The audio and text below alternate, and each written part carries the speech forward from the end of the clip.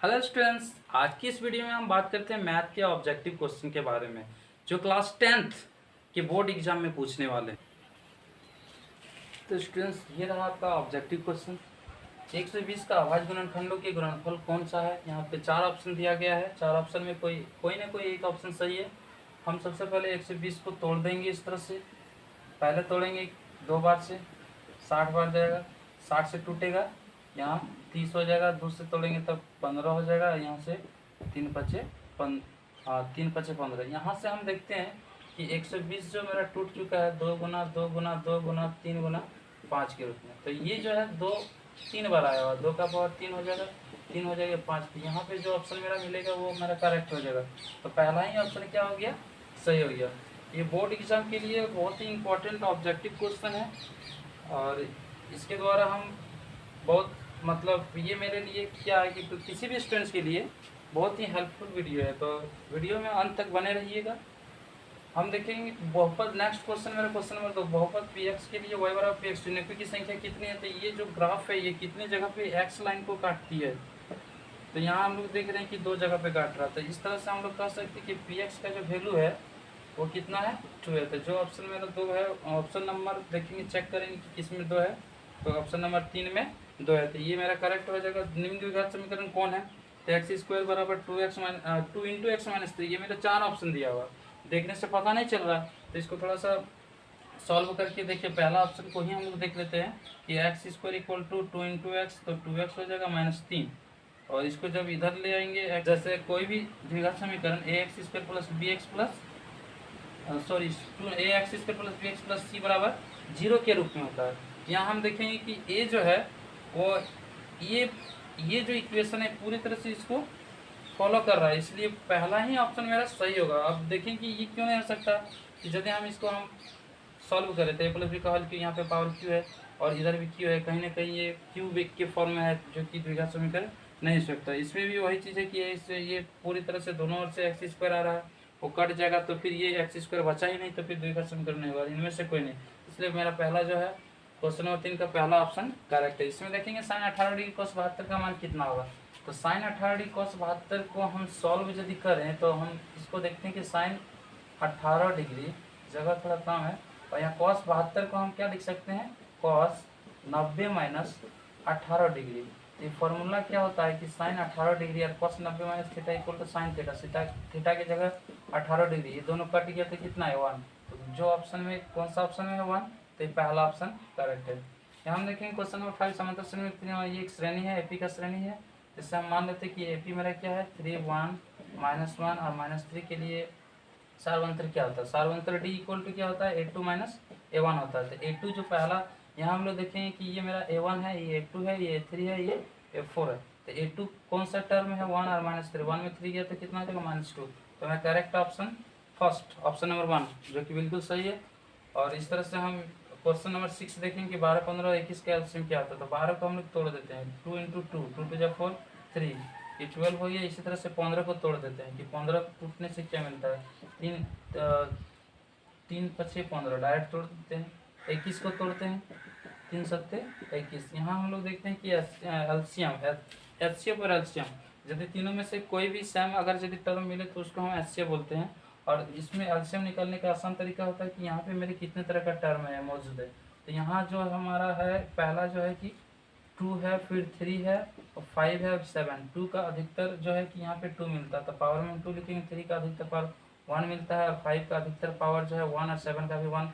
तो 2 टू जो 4 12 12 25 मतलब 2 दूनी 4 12 25 60। 60 को अगर 7 से मल्टीप्लाई कर देंगे तो कितना हो जाएगा, 7 6 42 420।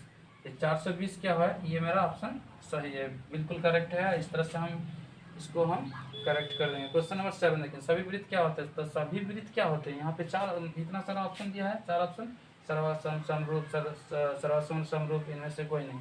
तो हम देखते हैं कि वृत्त क्या होता है। जैसे वृत्त की आकृति गोल होती है, तो वृत्त बड़ा है या छोटा उससे फर्क नहीं है, इसका रूप जो है बिल्कुल एक जैसा है गोल, तो इसलिए हम क्या कर सकते हैं, ये वृत्त समरूप होता है। बहुपद 4x plus 10x Q plus 2, हम यहाँ पे क्वेश्चन नंबर 8 देखते हैं। 2 की घात क्या है, यहाँ पे अधिकतर इसका जो घात है वो 3 है। तो ऑप्शन नंबर 3 में 3 दिया, तो ये बिल्कुल करेक्ट हो जाएगा। क्वेश्चन 9 की बात करते हैं कि द्विघात बहुपद क्या होगा। शून्यकों का योगफल तथा गुणनफल क्रमशः से एक और एक है। मतलब हम लोग शून्यकों का योगफल गुणनफल हम क्या जानते हैं कि अल्फा प्लस बीटा को हम लोग शून्यकों का योगफल बोलते हैं। तो इसका भी मान एक है और अल्फा इंटू बीटा इसका भी मान एक है। तो इसका फॉर्मूला क्या होता है माइनस बी बाय ए, और इसका फॉर्मूला क्या होता है अल्फा इंटू बीटा और सी बाय ए। हम यहाँ देखेंगे कि दोनों का मान एक है। मतलब यहाँ इसका वैल्यू क्या हो गया कि 1/1, यहाँ 1/1 कर सकते हैं। ऐसे इसको लिख सकते हैं कि ए की जगह हम यहाँ एक लिख सकते हैं। मान लीजिए रुको एक यहाँ रहने दीजिए। यहाँ पे इसका मान जो एक आए तो एक हो गया, यह भी क्या हो गया 1/1 हो गया। माने ए दोनों जगह सेम है, ये चीज़ हमको मिलाना है। तो ए का मान आ गया ए, और जो यहाँ पे हम देख रहे हैं कि माइनस बी बराबर एक है, माइनस बी बराबर एक, तो माइनस उधर चला जाए तो बी इक्वल टू -1, और सी का वैल्यू कितना है 1। तो कोई भी जो द्विघात समीकरण होता है, मतलब द्विघात समीकरण की बात यहाँ नहीं है, बस थोड़ा सा डिफरेंस है कि उसमें जीरो होता है। यहाँ द्विघात बहुपद की बात है कि द्विघात बहुपद, तो वो उसका रूप जो होता है ax² plus bx plus c के रूप में होता है।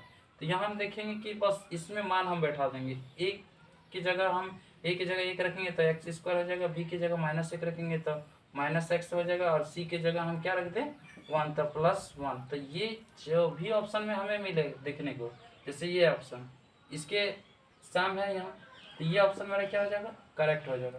इसका निकालने का और एक विधि क्या है कि x² minus alpha plus beta into x plus alpha into beta equal to 0, ये समीकरण निकलेगा। लास्ट में हम क्या करते हैं कि 0 को हटा देते हैं, सिर्फ 0 छोड़ के लिखते हैं वो बहुपद, और जब इसमें हम मान इसको पुट करेंगे तो मेरा फिर से यही आंसर रिजल्ट के यही आंसर जो है निकल के सामने आएगा। तो मेरा ऑप्शन वही होगा। नेक्स्ट क्वेश्चन हम लोग देखते हैं 10 कि t² - 15 का शून्य क्या होगा। t² - 15 का शून्य क्या होगा। ये एक द्विघात बहुपद है, और द्विघात बहुपद को हम लोग शून्य कैसे निकालते हैं कि इसको हम लोग मान लेते हैं कि यदि मान लेते हैं कि t² - 15 इक्वल टू 0 हो जाए, तो ये क्या हो जाएगा कि t बराबर ये 15 जो है 15 उधर चला जाके क्या बन जाएगा +15, t इसमें स्क्वायर है, स्क्वायर जैसे ही जाएगा तो रूट कितना हो जाएगा 15, रूट 15 हो जाएगा। तो यहाँ हम लोग देखेंगे कि जब इस तरह से हम चेक करते हैं तो मेरा आंसर एक भी नहीं मिल रहा, तो फिर इसको हम लोग क्या करेंगे थोड़ा सा चेंज कर देंगे, इसको चेंज कर देंगे डस्ट। चलो कपड़ा से निकाल करते हैं। t² - 15 इक्वल टू 0, इसको हम लोग क्या करते हैं देखिए t² और माइनस ये 15 जो है ना, इसको हम लोग रूट 15 का स्क्वायर लिख सकते हैं ना, रूट 15 का स्क्वायर लिख सकते हैं। इसको हम यहाँ 0 नहीं करेंगे तो कोई बात नहीं, पहले इसको फार्मूला में तोड़ लेते हैं। ये a² - b² के फॉर्म में है, तो ये क्या हो जाएगा t plus a plus b into a minus b, ये हो जाएगा। अब हम क्या करते हैं इसको हम कुछ मान लेते हैं। सबसे पहले इस क्वेश्चन को लेट कर लेते हैं, मतलब मान लेते हैं कि माना इसको pt या कुछ भी मान लेते pt इक्वल टू दिस है। तो इस तरह से हम यहाँ पे यदि कर देंगे कि यदि pt का जो वैल्यू है 0 हो जाएगा, तो ये मेरा क्या हो जाएगा t plus root 15 equal to 0। पहला और दूसरा कंडीशन में क्या था कि t minus root 15 equal to 0। तो यहाँ से t क्या निकलेगा प्लस रूट 15 निकलेगा, और यहाँ से क्या निकलेगा t equal to minus root कितना हो जाएगा 15 हो जाएगा। यहाँ पे हम लोग देखते हैं कि दो मेरा वैल्यू माइनस और प्लस में है, तो इसका t का जो सॉल्यूशन आया मूल निकल के सामने वो -√15 और +√15, ये दोनों वैल्यू जहाँ हमें मिले वो ऑप्शन मेरा क्या हो जाएगा करेक्ट हो जाएगा। तो यहाँ देखते हैं पहले वाला माइनस दूसरा वाला प्लस, तो माइनस यहाँ पे और दूसरा वाला प्लस, यानी सेकेंड नंबर जो ऑप्शन है वो बिल्कुल सही है। यहाँ पे सॉल्व करके भी बता दिया जा रहा है कि यदि इस तरह का अन्य क्वेश्चन पूछे तो आप बना सकते हैं। नेक्स्ट क्वेश्चन देखते हैं निम्न में द्विघात सूत्र कौन सा है। तो द्विघात सूत्र जो हम लोग पढ़ चुके हैं कि x बराबर -b प्लस -√d/2a होता है। फिर जहाँ हम लोग देखते हैं कि d जो होता है वो b² - 4ac के बराबर होता है, इसको हम लोग विभक्तर कहते हैं। इसका कुछ कंडीशन है जो हम नेक्स्ट इसको जब हम बेसिक बताएंगे तो उसमें हम लोग पढ़ेंगे, लेकिन फिलहाल हमें ऑब्जेक्टिव क्वेश्चन सॉल्व करना है और देखना है। तो यहाँ पे हम लोग जैसे देखते हैं -b प्लस -d का मान यहाँ पे हम क्या रख देंगे कि b² - 4ac। तो ये मेरा परफेक्ट फार्मूला जो ऑप्शन में दिया हुआ वो कोई ना कोई ऑप्शन मिलता हुआ नजर आ रहा है। यहाँ पे ऑप्शन जो है कि कन्फ्यूजन करने जैसा है, जो ऑप्शन एक दूसरे से सेम लग रहा है लेकिन कुछ ना कुछ चेंज होता है। जहाँ हम लोग देख रहे हैं कि एक्स और माइनस बी प्लस माइनस कौन सा ऑप्शन मेरा minus B plus minus B square minus 4ac/2, ये इसका जो है पहला ऑप्शन सही मिलता हुआ नजर आ रहा है। तो पहला ऑप्शन जो है कि बिल्कुल सही हो जाएगा। इसके बाद से देखेंगे ये क्यों नहीं सही है, तो यहाँ पे माइनस नहीं लगा हुआ है तो इसलिए सही नहीं है। यहाँ पे माइनस तो लगा हुआ है लेकिन प्लस माइनस यहाँ ए छूट गया। यहाँ पे माइनस बी प्लस माइनस 1 है लेकिन बी स्क्वायर माइनस 4 यहाँ भी ए, यहाँ 2 छोड़ दिया है। तो इस तरह से कहीं ना कहीं मिस्टेक होता है। नेक्स्ट क्वेश्चन हम लोग देखेंगे यदि डी इक्वल टू जीरो, सार बनते यदि डी इक्वल टू जीरो तो मूल क्या होगा। तो इसका मूल होता है कि डी यदि बराबर जीरो होता है विभक्तर, इसको हम लोग क्या बोलते हैं विभक्तर, जीरो होता है तो इसका मूल जो है ना बराबर और वास्तविक होता है। बाकी ये सब क्या है रॉन्ग है, तो ये ऑप्शन इसके लिए सही है। 13 नंबर क्वेश्चन है कि यदि कर्ण का स्क्वायर जो बराबर होगा लंब स्क्वायर आधार स्क्वायर, कर्ण मतलब हाइपोटेनियस का स्क्वायर, तो इसको क्या बोलते हैं परपेंडिकुलर जो होता है परपेंडिकुलर का स्क्वायर प्लस बेस का स्क्वायर। अगर ऐसा होता है जैसे मान लीजिए हम एक थ्योरम पढ़ेंगे क्लास 10th में ही है, पाइथागोरस थ्योरम ABC, ये मेरा क्या है कर्ण है, इसको हम लोग कर्ण बोलते हैं। और इस एंगल के लिए क्या हो जाएगा आधार हो जाएगा, मतलब इस एंगल सॉरी इस एंगल के नहीं, यहाँ ये राइट एंगल यहाँ बन रहा है इसके लिए कर्ण हो जाएगा, ये आधार हो जाएगा, ये क्या होगा लंब। तो कर्ण जो है कि वो तो फिक्स है, कर्ण चीज होता नहीं है, लेकिन आधार और लंब एक दूसरे का स्थान ले सकता है। तो कर्ण का स्क्वायर जो होता है इस ऐसे त्रिभुज में कर्ण का स्क्वायर क्या हो जाता है आधार स्क्वायर, या तो फिर हम लोग लिख सकते हैं लंब स्क्वायर प्लस आधार स्क्वायर। यहाँ पे लंब का स्क्वायर प्लस आधार का स्क्वायर। तो यहाँ हम देख सकते हैं कि ये त्रिभुज से मेरा ये फॉर्मूला जब निकल के आता है इसका मतलब ये कौन सा त्रिभुज है समकोण त्रिभुज है। तो समकोण त्रिभुज का ये ऑप्शन टिक हो जाएगा, मतलब करेक्ट हो जाएगा।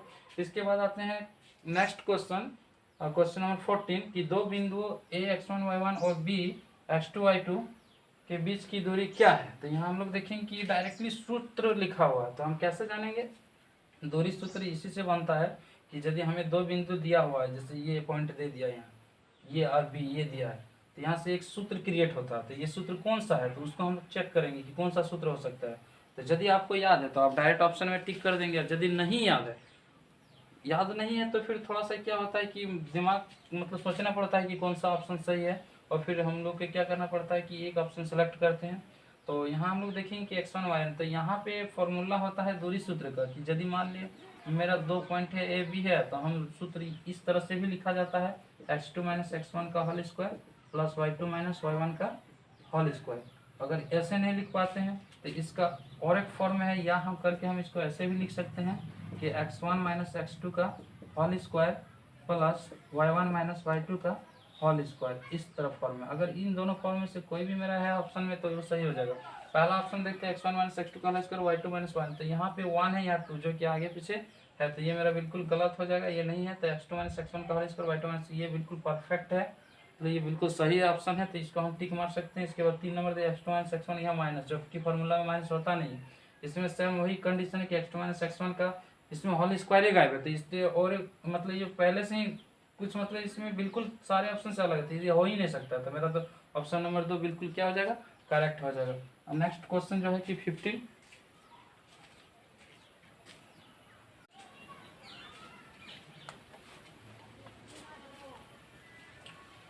नेक्स्ट क्वेश्चन 15 देखते हैं। 15 देखिए साइन 30 डिग्री का मान क्या होगा। तो हम लोग इसका बहुत सारा मतलब जो है कि sine cos tan cosec sec cot इसका मान होता है। तो अगर हम यहाँ पे एंगल का मान देखेंगे इस तरह से केवल साइन का, तो पहले 0 डिग्री क्लास 10 के में 30 डिग्री देखते हैं, फिर 45 होता है, फिर 60 होता है, फिर 90 होता है। अब यहाँ हम लोग देखते हैं कि इस सब का मान क्या होता है केवल साइन। साइन में अगर देखेंगे ये इस जगह पे एंगल रहता है, यहाँ पे साइन रहता है, कैसे अगर दिया हुआ है इसका मान क्या हो सकता है। तो हम अगर यदि एक क्वेश्चन के लिए इसका यदि हम पता कर लेते तो इस तरह से अन्य क्वेश्चन जो आएगा साइन में तो हम ज्ञात कर सकते हैं। इस तरह से cos tan cosec sec cot होता है, तो इसका एक अलग से वीडियो हम स्पेशली फॉर्मूला के आधार का जो है उसमें बना देंगे। देखिए साइन 0 का मान 0 होता है, 30 का मान होता है 1/2, 45 का मान होता है 1/√2 और 60 का मान होता है √3/2 और 90 डिग्री का मान हो जाता है 1। तो मेरा प्रश्न क्या है कि साइन 30 डिग्री का मान क्या हो सकता है। तो साइन 30 डिग्री 1/2, तो 1/2 ऑप्शन क्या है मेरा ऑप्शन नंबर 2 करेक्ट हो जाएगा। इसमें देखेंगे टेन साइन 90 माइनस थीटा क्या हो सकता है। Sine 90 minus theta equal to formula direct है कि sine 90 minus theta equal to क्या होता है कॉस थीटा होता है। तो जो भी कॉस थीटा ऑप्शन रहेगा वो करेक्ट हो जाएगा, ऑप्शन नंबर 2 है। ए भुजा वाले घन का आयतन क्या होगा। तो ए भुजा वाले घन का आयतन होता है, ये तो फॉर्मूला डायरेक्ट लिखा हुआ है कि ए क्यू होता है, और ये क्या होता है कि इसका एरिया होता है वक्र पृष्ठ क्षेत्रफल। यहाँ पे ये तो मेरा ऑप्शन नंबर सही है, ये साइड का इंडिकेट कर। इनमें से शंकु का आयतन क्या था, आयतन हमको देखना था। ये पहला जो ऑप्शन है ये क्या लिखा हुआ पाया, ये जो है कि वक्र पृष्ठ क्षेत्रफल है। और सेकंड वाले ऑप्शन क्या है, 1/3 पायर स्क्वायर है। चल इसके बाद से जो ऑप्शन दिया 1/3 पायर है, जिसमें स्क्वायर नहीं है, 1/2 पायर, इसमें जो आयतन होगा तो वो ऑप्शन नंबर 2 बिल्कुल सही है। तो ये डायरेक्ट जो है फॉर्मूला दे दिया है, तो फॉर्मूला यदि याद है तो वो अपना ऑप्शन देखते ही समझ आएंगे कि कौन सा ऑप्शन सही हो सकता है। वर्ग अंतराल 10 और 25 का वर्ग चिन्ह क्या होता है। तो वर्ग चिन्ह निकालने का एक फॉर्मूला होता है कि उच्च वर्ग सीमा प्लस निम्न वर्ग सीमा बाई 2। तो यहाँ उच्च वर्ग सीमा 25 है और निम्न वर्ग सीमा 10 है, तो दोनों का हम ऐड कर देंगे कि 10 + 25 या फिर 25। हम इसको पहले 25 + 10 भी लिख सकते हैं, कोई दिक्कत नहीं। तो यहाँ पे हम लोग देखते हैं कि 25 10 कितना हो गया, 35, और 35 को 2 से जब डिवाइड करेंगे 35 का आधा कितना होता है 17.5। इसको हम लोग लिखते कैसे हैं कि 17.5। तो ये जो मेरा ऑप्शन है ये बिल्कुल सही है। निम्नलिखित में कौन सी संख्या कितनी घटना, 20 नंबर क्वेश्चन है, कौन सी संख्या किसी घटना की प्रायिकता नहीं हो सकती है। तो ये एक चैप्टर प्रायिकता जो चैप्टर है क्लास 9 10 8 में भी है ये। और अभी हम लोग 10 का ऑब्जेक्टिव जो क्वेश्चन पढ़ रहे हैं ये केवल 10 के लिए नहीं है, ये मतलब ये एक बेसिक कॉन्सेप्ट है जिसको हम कॉम्पिटिटिव एग्जाम में भी हम इसकी तैयारी कर सकते हैं, और ये हमारे लिए हेल्पफुल है। देखते हैं कि यहाँ पे क्या है कि जो ऑप्शन दिया हुआ है तो ऐसे देख के पता नहीं चलता, तो इसका कुछ कॉन्सेप्ट होता है कि प्रायिकता जो होता है ना उसका जो अब जो भी आंसर होगा, जैसे मान लीजिए किसी भी क्वेश्चन का प्रायिकता जो मान लेते हैं एक्स क्या है, एक्स कोई एक ऐसा वैल्यू है जो हम लोग एक्स का मतलब प्रायिकता निकाल रहे हैं कि एक्स जो है प्रायिकता निकला, जिसका आंसर जो होता है 0 <= 1। मतलब जो भी प्रायिकता आएगा वो क्या होगा 0 और 1 के बीच में ही होगा, या तो उस प्रायिकता का आंसर 0 हो सकता है, या फिर क्या हो सकता है 1 आ सकता है, या फिर इसके बीच में आ सकता है। यदि इससे आगे आता है तो वो क्या कहलाएगा, वो प्रायिकता पॉसिबल नहीं है, और इससे कम भी आता है तो पॉसिबल नहीं है। तो यहाँ हम लोग देखते हैं कि 2/3, ये जो 3 से डिवाइड करेंगे तो क्या हो जाएगा कि 0 पॉइंट कुछ आ सकता है 1.5, ये एक से अधिक ही तो होगा ही नहीं।